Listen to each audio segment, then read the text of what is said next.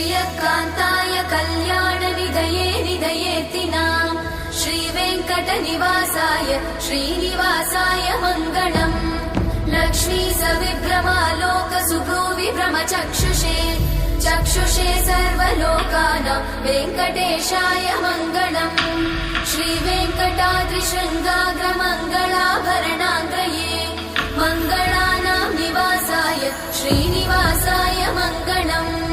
सर्वावयव सौन्दर्य सम्पदा सर्वचेतसां सदा सम्मोहनायास्तु वेङ्कटेशाय मङ्गलम् नित्याय निरवध्याय सत्यानन्दचिदात्मने सर्वान्तरात्मने श्रीमद् वेङ्कटेशाय मङ्गलम् स्वतः सर्वविदे सर्वशक्तये सर्वशेषिने सुलभाय सुशीलाय वेङ्कटेशाय मङ्गलम्।